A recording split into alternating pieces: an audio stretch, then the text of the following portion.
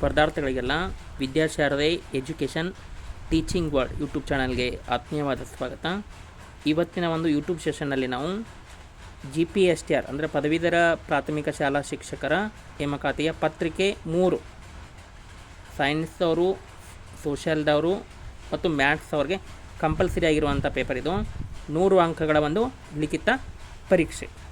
ಈ ಒಂದು ಪರೀಕ್ಷೆಯಲ್ಲಿ ಅಂಕಗಳ ಒಂದು ಹಂಚಿಕೆ ಯಾವ ರೀತಿ ಇರುತ್ತೆ, ಏನೇನನ್ನು ಓದ್ಕೋಬೇಕು ಮತ್ತು ಅತಿ ಹೆಚ್ಚು ಅಂಕಗಳನ್ನು ಗಳಿಸಲಿಕ್ಕೆ ಏನು ಮಾಡಬೇಕು, ಅದರ ಒಂದು ಟಿಪ್ಸ್ ಮತ್ತು ಸ್ಟ್ರಾಟಜಿ ಬಗ್ಗೆ ಮತ್ತು ಗ್ರಾಮರ್ ಪಾಯಿಂಟ್ಸ್ ಏನೇನು ಓದ್ಕೋಬೇಕು, ಗಾದೆ ಮಾತು, ಇದೆಲ್ಲದರ ಬಗ್ಗೆ ಒಂದು ಸಂಪೂರ್ಣವಾಗಿ ಒಂದು ಈ ವಿಡಿಯೋದಲ್ಲಿ ತಿಳಿಸ್ತಾ ಇದ್ದೇವೆ. ಅದಕ್ಕಿಂತ ಮುಂಚೆ ಈ ಒಂದು ವಿದ್ಯಾಶಾರದೆ ಕೋಚಿಂಗ್ ಸೆಂಟರ್ ವತಿಯಿಂದ ಹೊಸ ಆನ್ಲೈನ್ ಬ್ಯಾಚ್ ಕೋರ್ಸನ್ನು ಪ್ರಾರಂಭಿಸಿರುವಂಥದ್ದು. PSTR, GPSTR ಮತ್ತು HSTR ಪರೀಕ್ಷೆಗೆ ಸಂಬಂಧಪಟ್ಟಂತೆ. ಈ ಒಂದು ಬ್ಯಾಚ್ ಕೋರ್ಸ್ನಲ್ಲಿ ನಿಮಗೆ ಪ್ರತಿದಿನ ರಾತ್ರಿ 8:30ರಿಂದ 10 ಗಂಟೆವರೆಗೆ ಲೈವ್ ಆನ್ಲೈನ್ ಕ್ಲಾಸಸ್ ಇರುತ್ತೆ. ಅನ್ಲಿಮಿಟೆಡ್ ಕ್ವಿಜ್ಜಸ್ ಅಟೆಂಡ್ ಮಾಡ್ಬೋದು. ಉಚಿತ PDF ನೋಟ್ಸ್ ಕೊಡ್ತೀವಿ ಮತ್ತು ಲೈವ್ ಆನ್ಲೈನ್ ಕ್ಲಾಸ್ ಮಿಸ್ ಆದಂಥವರು ರೆಕಾರ್ಡಿಂಗ್ ಕ್ಲಾಸಸ್ಸು ಸಹಿತ ಕೇಳ್ಬೋದು. ಇದು ಫೀಸ್ ಬಂದುಬಿಟ್ಟು 1499 ರೂಪಾಯಿ ಇರುತ್ತೆ. 6 ತಿಂಗಳ ಒಂದು ಬ್ಯಾಚ್ ಕೋರ್ಸ್. ನಿಮಗೆ ಇಂಟ್ರೆಸ್ಟ್ ಇದ್ದರೆ ಈ ನಂಬರ್ಗೆ ಕಾಂಟ್ಯಾಕ್ಟ್ ಮಾಡಿ ಅಥವಾ ವಾಟ್ಸಪ್ಪಲ್ಲಿ ಮೆಸೇಜ್ ಮಾಡಿ ಒಂದು ಮಾಹಿತಿಯನ್ನು ಪಡಿಬೋದು. ಇನ್ನು ಈ ಒಂದು GPSTR ಭಾಷಾ ಸಾಮರ್ಥ್ಯ ಪತ್ರಿಕೆ 100 ಅಂಕಗಳ ಪತ್ರಿಕೆ ಅಂತ ಹೇಳಿದ್ವಿ. ಇಲ್ಲಿ ಪ್ರಮುಖವಾಗಿ ಬಂದುಬಿಟ್ಟು 5 ಅಂಕಗಳಿಗೆ ಸಮಾನಾರ್ಥಕ ಪದಗಳನ್ನು ಕೇಳ್ತಾರೆ.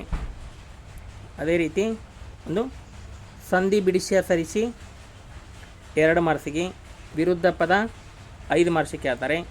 ಸಮಾಸವನ್ನು ಬಿಡಿಸಿ ವಿಗ್ರಹವಾಕ್ಯ ಮಾಡಿ ಹೆಸರಿಸಲಿಕ್ಕೆ 2 ಮಾರ್ಕ್ಸು, ಗಾದೆ ಮಾತು ಪೂರ್ಣಗೊಳಿಸಿ 5 ಮಾರ್ಕ್ಸು, ನುಡಿಗಟ್ಟುಗಳ ಅರ್ಥ ಬರೆಯಿರಿ 2 ಮಾರ್ಕ್ಸು. ಅದೇ ರೀತಿ ತತ್ಸಮ ತದ್ಭವ 2 ಮಾರ್ಕ್ಸಿಗೆ ಕೇಳ್ತಾರೆ. ಅನ್ಯದೇಶಿ ಪದವನ್ನು ಗುರುತಿಸಲಿಕ್ಕೆ 2 ಮಾರ್ಕ್ಸು. ಟಿಪ್ಪಣಿ ಬರೆಯಿರಿ, ಯಾವುದಾದ್ರೂ ಒಂದು ವಿಷಯವನ್ನು ಕೊಟ್ಟು ಅದರ ಬಗ್ಗೆ 8ರಿಂದ 10 ವಾಕ್ಯಗಳಲ್ಲಿ ಬರೀಲಿಕ್ಕೆ ಹೇಳ್ತಾರೆ 5 ಮಾರ್ಕ್ಸಿಗೆ. ಲೇಖನ ಚಿಹ್ನೆಯನ್ನು ಹಾಕಲಿಕ್ಕೆ 2 ಮಾರ್ಕ್ಸು. ಪತ್ರ ಲೇಖನ 5 ಮಾರ್ಕ್ಸು. ಚಿತ್ರ ನೋಡಿ ಅಭಿಪ್ರಾಯ ಬರೆಯಿರಿ 5 ಮಾರ್ಕ್ಸು. ಒಟ್ಟು 150 ಅಂಕಗಳ ಒಂದು 100 ಅಂಕಗಳ ಒಂದು ಲಿಖಿತ ಪರೀಕ್ಷೆ ನೀವು 2 ಗಂಟೆಗಳಲ್ಲಿ ಒಂದು ಬರಿಬೇಕು. ನೋಡ್ರಿಗ ಆಗಲೇ ನಾವು 5 ಮಾರ್ಕ್ಸಿಗೆ ಇರುತ್ತೆ ಸಮಾನಾರ್ಥಕ ಪದ, ವಿರುದ್ಧ ಪದ 5 ಮಾರ್ಕ್ಸಿಗೆ, ಗಾದೆ ಮಾತು ಪೂರ್ಣಗೊಳಿಸಿ 5 ಅಂಕ, ನುಡಿಗಟ್ಟು 5 ಅಂಕ, ಅನ್ಯದೇಶಿ ಪದ 2 ಅಂಕ, ಸಂಧಿ ಬಿಡಿಸಿ ಹೆಸರಿಸಿ 2 ಅಂಕ, ವಿಗ್ರಹ ವಾಕ್ಯ ಮಾಡಿ ಸಮಾಸ ಹೆಸರನ್ನು ಬರೆಯಿರಿ 2 ಅಂಕ. ಇನ್ನು ಸ್ವಂತ ವಾಕ್ಯ ಮಾಡಲಿಕ್ಕೆ 2 ಅಂಕ. ಸೂಕ್ತವಾದ ಒಂದೇ ಪದ ನೋಡಿ, ಹೂವನ್ನು ಮಾರುವವಳು ಹೂವಾಡಗಿತ್ತು, ಈ ರೀತಿ ಒಂದೇ ಪದವನ್ನು ಬರೆಯುವಂಥದ್ದು 2 ಅಂಕ. ಗಾದೆ ಮಾತು ಪೂರ್ಣಗೊಳಿಸಿ 2 ಅಂಕ. ಸಂಧಿ ಬಿಡಿಸಿ ಹೆಸರಿಸಿ ವಿಭಕ್ತಿ ಬಿಡಿಸಿ ಹೆಸರಿಸಿ 2 ಅಂಕ. ಸರ್ವನಾಮ ಆರಿಸಿ ಬರೆಯಿರಿ 2 ಅಂಕ. ಅವ್ಯಯ ಪದವನ್ನು ಗುರುತಿಸಲಿಕ್ಕೆ 2 ಅಂಕ. ವಚನ ಬದಲಿಸಿ 2 ಅಂಕ. ಇನ್ನು 3ನೇ ಪದಕ್ಕೆ ಸಂಬಂಧ ಬರೆಯಿರಿ 2 ಅಂಕ. ಇನ್ನು ವಾಕ್ಯಗಳನ್ನು ವರ್ತಮಾನ ಕಾಲ ಅಥವಾ ಭೂತಕಾಲ ಅಥವಾ ಭವಿಷ್ಯತ್ ಕಾಲದಲ್ಲಿ ಪರಿವರ್ತಿಸಲಿಕ್ಕೆ ಹೇಳ್ತಾರೆ 2 ಮಾರ್ಕ್ಸು. ಲೇಖನ ಚಿಹ್ನೆ 2 ಮಾರ್ಕ್ಸು. ಗ್ರಾಂಥಿಕ ರೂಪದಲ್ಲಿ ಬರೀಲಿಕ್ಕೆ ಹೇಳ್ತಾರೋ 2 ಮಾರ್ಕ್ಸು. ಜೋಡು ನುಡಿ ಅಥವಾ ದ್ವಿರುಕ್ತಿಯನ್ನು ಗುರುತಿಸಲಿಕ್ಕೆ ಕೇಳ್ತಾರೋ 2 ಮಾರ್ಕ್ಸು. ಇನ್ನು ಗದ್ಯ ಭಾಗ ಓದಿ ಒಂದು ಉತ್ತರಿಸಲಿಕ್ಕೆ ಕೇಳುವಂಥದ್ದು ಇದು 20 ಅಂಕ. 4 ಗದ್ಯ ಭಾಗಗಳನ್ನು ಕೊಡ್ತಾರೆ. ಪ್ರತಿಯೊಂದು ಗದ್ಯ ಭಾಗದ ಮೇಲೆ ನಿಮಗೆ 5 ಅಂಕಗಳು ಇರ್ತವೆ. ಒಟ್ಟು 4 ಗದ್ಯ ಭಾಗಗಳು 20 ಅಂಕಗಳು, ಅತಿ ಹೆಚ್ಚು ಅಂಕಗಳು ಇರುವಂಥ. ಇನ್ನು ಟಿಪ್ಪಣಿ ಬರೆಯಿರಿ ನೋಡಿ, ಟಿಪ್ಪಣಿ ಬರೆಯಿರಿ ಬಂದುಬಿಟ್ಟು ನಿಮಗೆ 5 ಮಾರ್ಕ್ಸಿಗೆ ಇರುತ್ತೆ. ಗಾದೆ ಮಾತನ್ನು ವಿಸರ್ಜಿ, ಯಾಕಂದರೆ ಈ ಒಂದು ಕಡ್ಡಾಯ ಕನ್ನಡ ಅಥವಾ ಕನ್ನಡ ಭಾಷಾ ಸಾಮರ್ಥ್ಯ ನಿಮ್ಮದು 10ನೇ ತರಗತಿಯ ಪ್ರಥಮ ಭಾಷೆಯ ರೀತಿ ಇರುತ್ತೆ. ಗಾದೆ ಮಾತು ಯಾವ ರೀತಿ ಮಕ್ಕಳು ವಿಸ್ತರಿಸಿ ಬರೀತಿರ್ತಾರಲ್ಲ ಆ ರೀತಿ ಇರಬೇಕು. ಇನ್ನು ಹೇಳಿಕೆಯನ್ನು 120, ವಿಶೇಷವಾಗಿ ಸ್ವಾತಂತ್ರ್ಯ ಹೋರಾಟಕ್ಕೆ ಸಂಬಂಧಪಟ್ಟಂಥ ಪ್ರಮುಖವಾದಂಥ ಯಾರ್ದಾದ್ರೂ ಒಬ್ಬರು ಹೋರಾಟಗಾರ ಹೇಳಿಕೆಯನ್ನು ಕೊಟ್ಟಿರ್ತಾರೆ, ಅದನ್ನು ವಿಸ್ತರಿಸಿ ಬರೀಬೇಕು 5 ಮಾರ್ಕ್ಸು. ನೋಡಿರಿ ಇವೆಲ್ಲ 5 ಮಾರ್ಕ್ಸಿಗೆ. ನೆಕ್ಸ್ಟು ಪದ್ಯದ ಸಾರಾಂಶ, ಯಾವುದಾದ್ರೂ ಒಂದು ವಚನ ಕೊಡ್ಬೋದು ಅಥವಾ ಕೀರ್ತನೆಯನ್ನು ಕೊಡ್ಬೋದು ಅಥವಾ ಆಧುನಿಕ ಪದ್ಯವನ್ನು ಕೊಡ್ಬೋದು. ದ ರಾ ಬೇಂದ್ರೆ, ಶಿವರಾಮ್ ಕಾರಂತ ಯಾರ್ದಾದ್ರೂ ಸಹಿತ ಅದನ್ನು ಸಾರಾಂಶ ಸಮರಿ ಬರೀಲಿಕ್ಕೆ 5 ಮಾರ್ಕ್ಸು. ಇನ್ನು ಚಿತ್ರ ನೋಡಿ ಒಂದು ನಿಮ್ಮದೇ ಆದಂಥ ಅಭಿಪ್ರಾಯವನ್ನು ಬರೀರಿ ಅಂತ ಕೇಳ್ತಾರೋ 5 ಮಾರ್ಕ್ಸಿಗೆ. ಆ ಚಿತ್ರದಲ್ಲಿರುವಂಥ ಭಾವನೆಯನ್ನು ನೀವು ವ್ಯಕ್ತಪಡಿಸ್ಬೇಕು.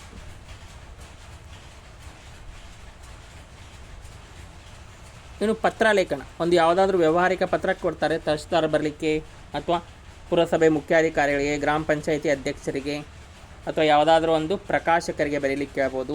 ಒಟ್ಟು 5 ಅಂಕಗಳ ಒಂದು ಪತ್ರಲೇಖನ ಇರುತ್ತೆ. ಅದು ಒಟ್ಟಾರೆಯಾಗಿ 100 ಅಂಕಗಳ ಒಂದು ಲಿಖಿತ ಪರೀಕ್ಷೆ ಕನ್ನಡ ಭಾಷಾ ಸಾಮರ್ಥ್ಯ.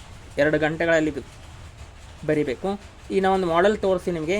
ಇದು 2019ರ ಒಂದು ಪ್ರಶ್ನೆ ಪತ್ರಿಕೆಯನ್ನು ತೋರಿಸ್ತೀವಿ ಯಾವ ರೀತಿ ಇತ್ತು ಅಂತಿಕೊಂಡ ನೋಡಿ. ಈ ಒಂದು ಲಿಖಿತ ಪರೀಕ್ಷೆಯಲ್ಲಿ, ಈ GPSTR ಒಂದು ಲಿಖಿತ ಪರೀಕ್ಷೆಯಲ್ಲಿ ಅತಿ ಹೆಚ್ಚು ಅಂದರೆ 95ಕ್ಕಿಂತ ಹೆಚ್ಚು ಅಂಕಗಳನ್ನ ತೆಗಿಬೋದು. ಈ ಲಾಸ್ಟ್ ಟೈಮ್ ಏನು 2022 ಆಗಿತ್ತು, ಅತಿ ಹೆಚ್ಚು 97 ಅಂಕಗಳನ್ನ ಪಡೆದಿರುವಂಥ.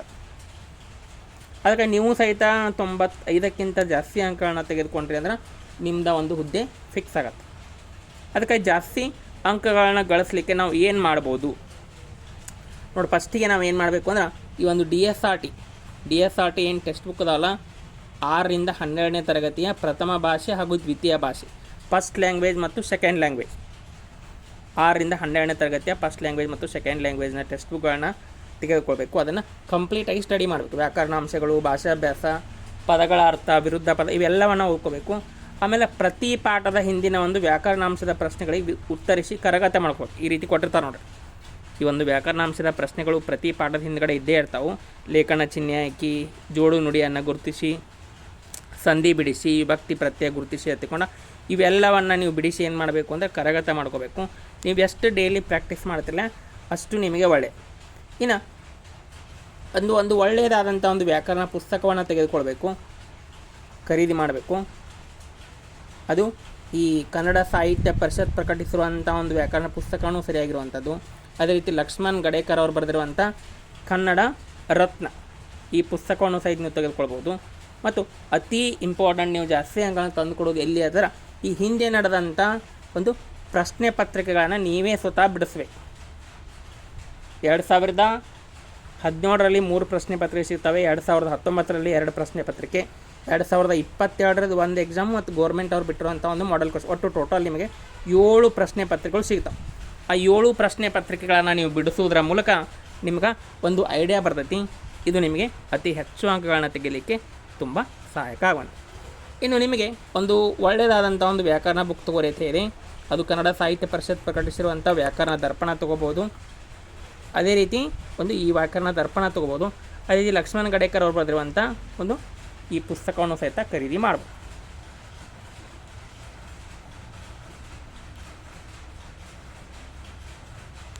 ಇದು ಅತಿ ಹೆಚ್ಚು ಅಂಕಗಳನ್ನು ಯಾವ ರೀತಿ ಗಳಿಸಬೇಕು ಅನ್ನುವಂಥದ್ದು.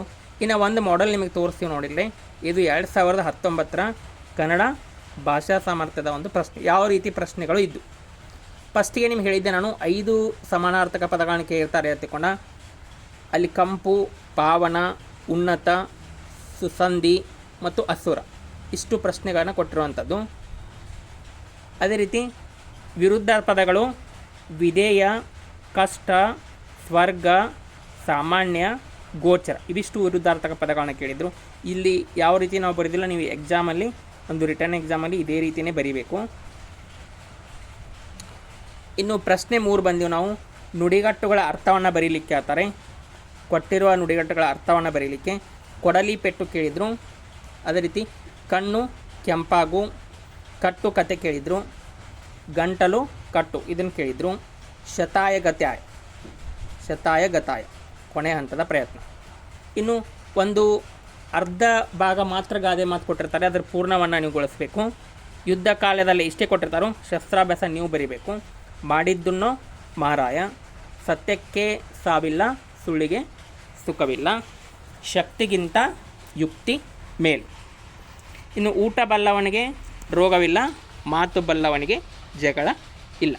ಇವಿಷ್ಟು 5 ಮಾರ್ಕ್ಸಿಗೆ ಒಂದು ಗಾದೆ ಮಾತು ಬಂದುಬಿಟ್ಟು. ನೆಕ್ಸ್ಟ್ 21ನೇ ಪ್ರಶ್ನೆಗೆ ಬಂತೀವಿ ನಾವು. ಒಂದು ಯಾವ ಭಾಷೆಯಿಂದ ಈ ಪದಗಳು ಬಂದಿದ್ದಾವೆ ಎತ್ತಿಕೊಂಡು ಕೇರುವಂಥದ್ದು. ಅಲ್ಲಿ ಅವ್ರು ಕೇರುವಂಥ ಸಾಬೂನು ಕೇಳಿದ್ದಾರೆ, ಅದು ಪೋರ್ಚುಗೀಸ್ ಪದ ಬಂದಿರುವಂಥದ್ದು. ಇಲಾಖೆ ಕೇಳಿದ್ದಾರೆ, ಅದು ಅರೇಬಿಕ್ ಪದ.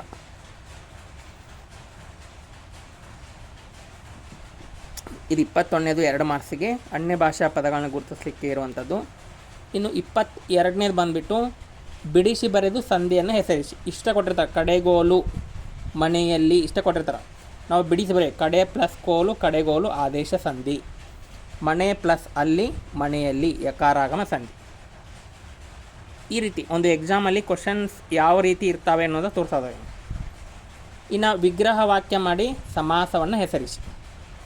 ತಲೆಯಲ್ಲಿ ಅದು ಕೊಟ್ಟಾರ ಅವರು, ತಲೆಯಲ್ಲಿ ಪ್ಲಸ್ ನೋವು, ತಲೆನೋವು ಸಪ್ತಮಿ ತತ್ಪುರುಷ ಸಮಾಸ. ಹಿರಿದು ಪ್ಲಸ್ ಮರ, ಹೆಮ್ಮರ ಕರ್ಮಧಾರೆಯ ಸಮಾಸ. ಹಿರಿದು ಅನ್ನುವಂಥ ಗುಣವಾಚಕ, ಮರ ಅನ್ನುವಂಥ ನಾಮಪದ, ವಿಶೇಷಣ ಪ್ಲಸ್ ವಿಶೇಷದಿಂದ ಕೂಡಿತ್ತು ಅಂದರೆ ಅದು ಕರ್ಮಧಾರೆಯ ಸಮಾಸ. 2 ಅಂಕಗಳಿಗೆ ಸಮಾಸ. ಇನ್ನು ನೆಕ್ಸ್ಟ್ ಬರ್ತೀವಿ ನಾವು, ಕೊಟ್ಟಿರುವ ಪದಗಳನ್ನ ಬಳಸಿ ಸ್ವಂತ ವಾಕ್ಯ ಮಾಡಿ.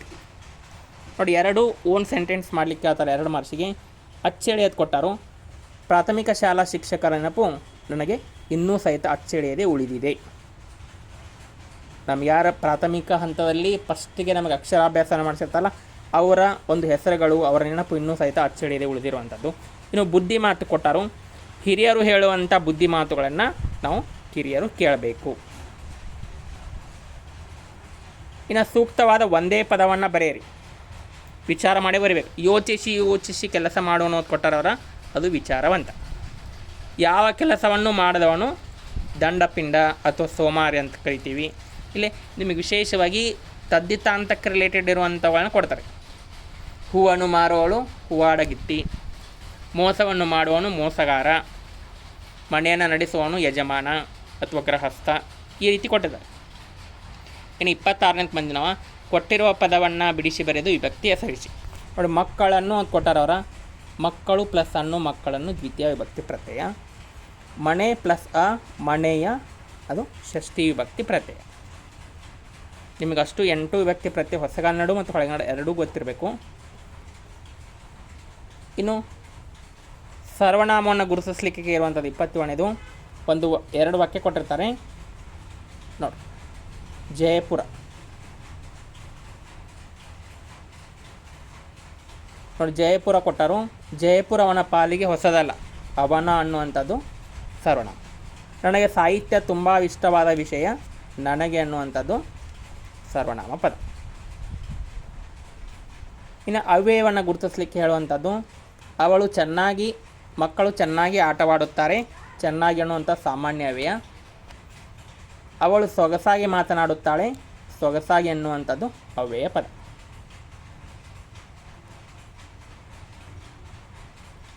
ಇನ್ನು ಏಕವಚನ ಇದ್ದಿದ್ದನ್ನು ಬಹುವಚನ ಮಾಡಲಿಕ್ಕೆ ಕೇಳುವಂಥದ್ದು, ಬಹುವಚನ ಇದನ್ನು ಏಕವಚನ ಮಾಡಲಿಕ್ಕೆ ಕೇಳುವಂಥದ್ದು. ನೋಡಿ, ಅರಸನು ದೇಶವನ್ನು ಆಳುತ್ತಾನೆ ಕೊಟ್ಟರು, ಅರಸರು ದೇಶವನ್ನು ಆಳುತ್ತಾರೆ. ಮಕ್ಕಳು ಊಟ ಮಾಡುತ್ತವೆ ಕೊಟ್ಟರು, ಮಗು ಊಟ ಮಾಡುತ್ತಾರೆ. ಏಕವಚನ ಇದ್ದರೆ ಬಹುವಚನ ಮಾಡೋದು, ಬಹುವಚನ ಇದ್ದರೆ ಏಕವಚನ ಮಾಡುವಂಥ. ಇವು 2 ಮಾರ್ಕ್ಸಿಗೆ.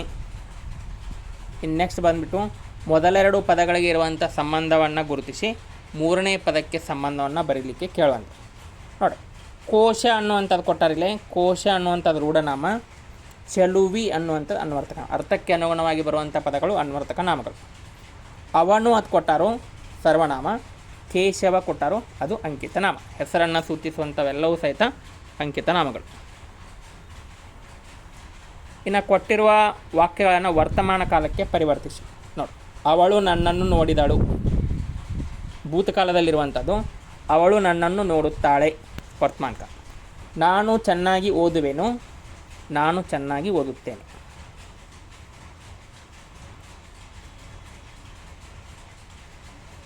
ಇದು ಭವಿಷ್ಯತ್ ಕಾಲ, ಇದು ವರ್ತಮಾನ ಕಾಲ. ಇನ್ನು ತತ್ಸಮ ತದ್ಭವ ಬರೀಲಿಕ್ಕೆ ಇರುವಂಥದ್ದು ಅಕ್ಕರ ತದ್ಭವ ರೂಪ ಅಕ್ಷರ ತತ್ಸಮ. ಸಂಧ್ಯಾ ತತ್ಸಮ, ಸಂಜೆ ತದ್ಭವ. ತತ್ಸಮ ತದ್ಭವ 2 ಕೊಟ್ಟಿರ್ತಾರೋ. ಇನ್ನು ನೆಕ್ಸ್ಟ್ ನೋಡಿ, ಸೂಕ್ತವಾದ ಲೇಖನ ಚಿಹ್ನೆ ಹಾಕಿರಿ. ಈಗಾಗಲೇ ಲೇಖನ ಚಿಹ್ನೆ ಹಾಕಿದ್ದೀವಿ. ನೋಡಿ ಅನ್ನುವಂಥದ್ದು ಆದಮೇಲೆ ಭಾವಸೂಚಕ ಚಿಹ್ನೆ. ಅನ್ನಿಸುತ್ತಿದೆ, ನಿಮಗಿದು ಸರಿ ಅನ್ನಿಸುತ್ತಿದೆ ಕ್ವಶನ್ ಮಾರ್ಕು, ಕೇಳಿದಳು ಪೂರ್ಣವಿರಾಮ. ಊರಿನ ಅಂದ ಚಂದ ಅಲ್ಪವಿರಾಮ, ಉಡುಗೆ ತೊಡುಗೆ ಆಕರ್ಷಕವಾಗಿವೆ ಪೂರ್ಣವಿರಾಮ. ಇನ್ನು ಗ್ರಾಂಥಿಕ ರೂಪ ಬರೆಯಿರಿ. ಬೀರ ವೀರ, ಹಿಂಗ, ಹೀಗೆ ಆಡುನುಡಿ ಭಾಷೆಗಳನ್ನು ಗ್ರಂಥಸ್ಥ ರೂಪ ಬರೆಯುವಂಥ.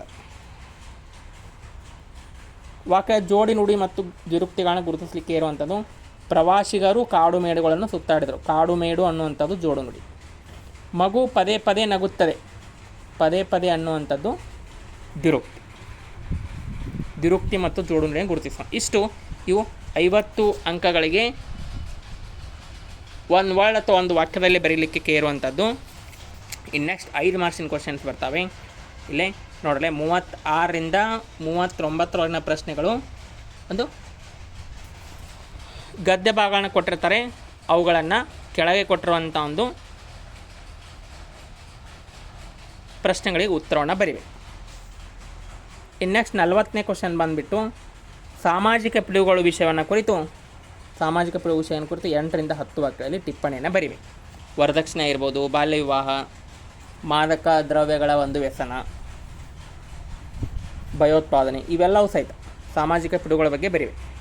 ಇನ್ನು ತುಂಬಿದ ಕೂಡ ತುಳುಕುವುದಿಲ್ಲ. ಈ ಒಂದು ಗಾದೆ ಮಾತನ್ನು ವಿಸ್ತರಿಸಿ ಬರೀಲಿಕ್ಕೆ ಇರುವಂಥದ್ದು 5 ಮಾರ್ಕ್ಸಿಗೆ. ಸ್ವಾತಂತ್ರ್ಯ ನನ್ನ ಆಜನ್ಮ ಸಿದ್ಧ ಹಕ್ಕು ಅನ್ನುವಂಥ ಹೇಳಿಕೆಯನ್ನು ಬರೀಲಿಕ್ಕೆ ಕೇಳುವಂಥದ್ದು 8ರಿಂದ 10 ವಾಕ್ಯಗಳಲ್ಲಿ. ಇನ್ನು ಕೊಟ್ಟಿರುವ ಪದ್ಯ ಭಾಗವನ್ನು ಓದಿಕೊಂಡು ಸಾರಾಂಶವನ್ನು ಬರೀಲಿಕ್ಕೆ ಕೇಳುವಂಥದ್ದು. ಇದು ಸಹಿತ 5 ಅಂಕಗಳು.